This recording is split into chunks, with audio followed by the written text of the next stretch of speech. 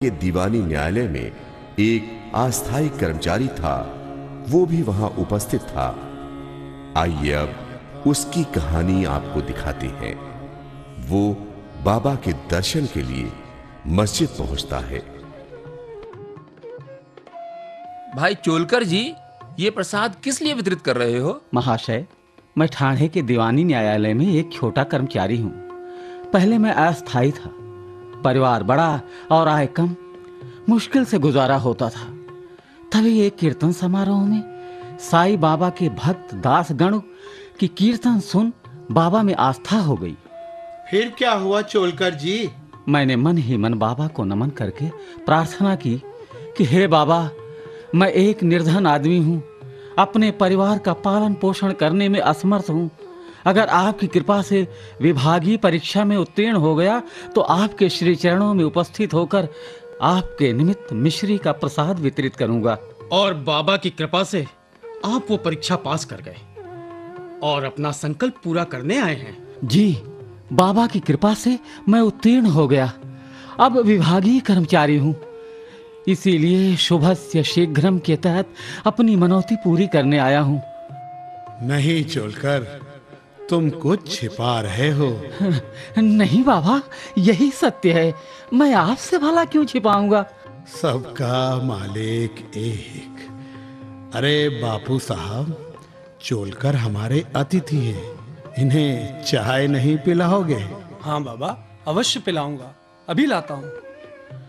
हाँ, लेकिन चोलकर की चाय में शक्कर जरा अधिक डालना। बाबा आप क्यों चोलकर, मैंने कहा था ना कि तुम कुछ छिपा रहे हो। बाबा,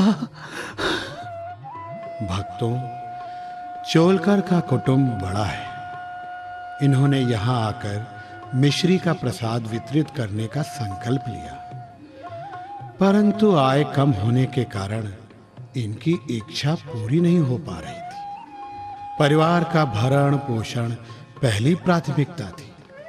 तब चोलकर मितव्ययी बने, खुद का खर्चा घटाया, बिना शक्कर की चाय पीना शुरू किए ताकि शिरडी आने का किराया एकत्रित हो सके। क्यों चोलकर, मैंने सही कहा ना? बाबा, भला आपसे क्या छिपा है? आप तो अंतर्यामी हो। जोग, मैंने इसीलिए कहा था कि चोलकर की चाय में अधिक शक्कर डालना। बेचारा बहुत दिनों से बिना शक्कर की चाय पी रहा था। बोलो बोलो साईं नाथ महाराज की जय।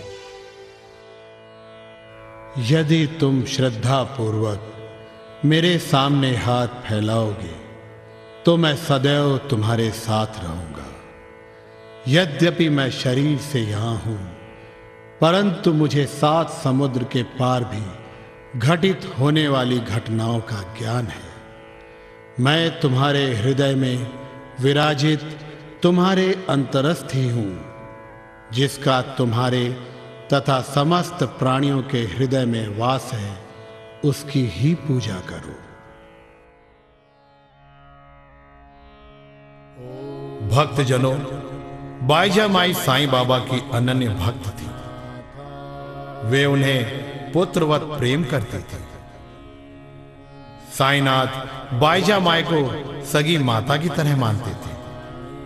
वे उन्हें मां कहकर पुकारते थे। इसका एक कारण भी था। जब से साईं बाबा शिरडी आए थे, मस्जिद की सफाई, बाबा सहित दूसरे भक्तों के भोजन की व्यवस्था बाईजा माई के ही हाथों में थी। काल गति ने बाईजा माई को वृद्धावस्था की चौखट पर ला दिया था। वे कृशकाय और कमजोर हो चली थी। रुग्णावस्था के कारण उन्होंने बिस्तर पकड़ लिया। साईं बाबा प्रतिदिन उनसे मिलने आते। हालांकि बाबा को काल की गति का पता हो गया था कि बाईजा माई अब परलोक सिधारने वाली है। एक दिन संध्या समय साईं बाबा को बाईजा माई के देहांत की सूचना मिली तो वे तुरंत बाईजा माई के घर पहुंचे।